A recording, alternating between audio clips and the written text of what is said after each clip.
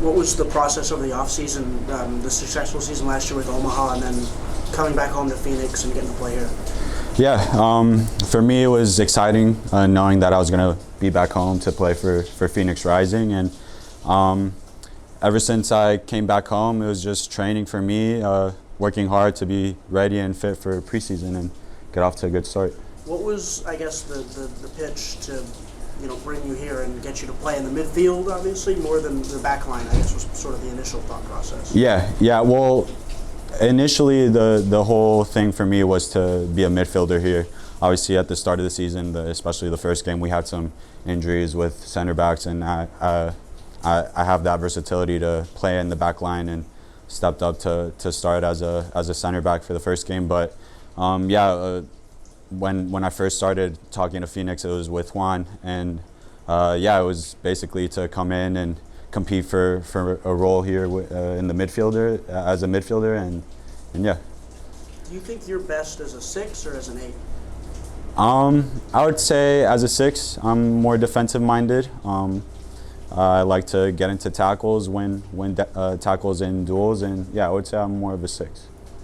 And then when you look at, I guess, the beginning of the season, and obviously you got a couple games early, and then there was a patch where you weren't making squads, sort of, I guess, in April or so, and now you've, I think, played in 10 straight. What was that period like for you in terms of growing and training and trying to get your way back into the squad? Yeah, it was a difficult period for sure.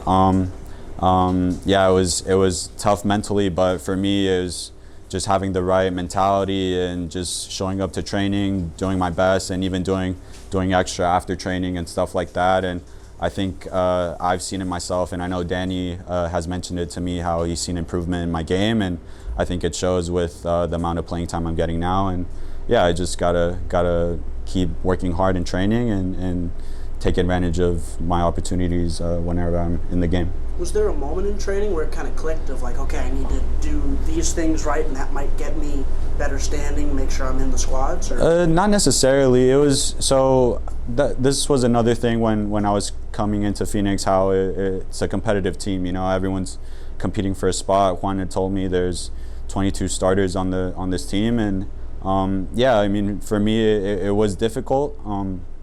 There were things I had to improve on, especially stuff in possession on the ball, and I think I have improved a lot in that area of the game. And it's just doing my thing, and I think that's eventually it worked out for me.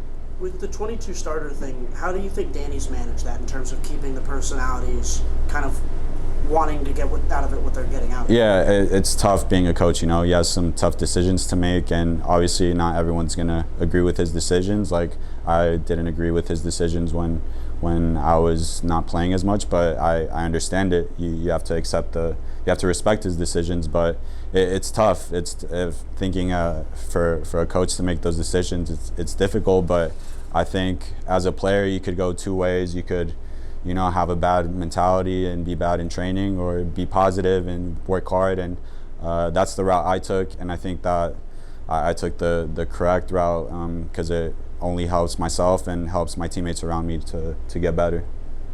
Is that fostered, that mentality, kind of, going back to the JUCO days at Yavapai and having to kind of work from the bottom up? Yeah, you could say. Even in Omaha, when my first year there, wasn't getting much playing time and had to win my spot, and eventually it happened for me, and I guess had a good 3 years there after that. So I'm just working hard here and trying to compete every day and try to earn my spot on the weekends. What stood out in the preparation for Charleston this week? I think starting today's training session was very competitive, and basically start from where we ended last game with El Paso. We had a slow start to that game, and I think eventually we grew into the game, and second half was a lot better, and we created a lot of chances, and eventually came out scoring the equalizer and earning a point. But I think it's just building off of that, and there's a lot of noise coming into this game on Saturday, and for us it's just another opportunity to play at home, play in front of the fans, and get 3 points. Do the players know that they're on national TV, and does that kind of raise the level in terms of, you know, the expectation and the mentality? Even you're obviously hearing from family members. Danny touched on that, and for us it's just noise. You know, it's we respect the opponent, we respect Charleston. We know they're a good side, and they have a lot of great players, and they're having a good season. But for us, it's just another game, and we'll treat it as that, and we'll play our game and do our best to win and get 3 points. And did Danny talk at all about Dollar Beer Night as well? Is something that could maybe raise He didn't mention that, but I know that's a big thing here. Yeah.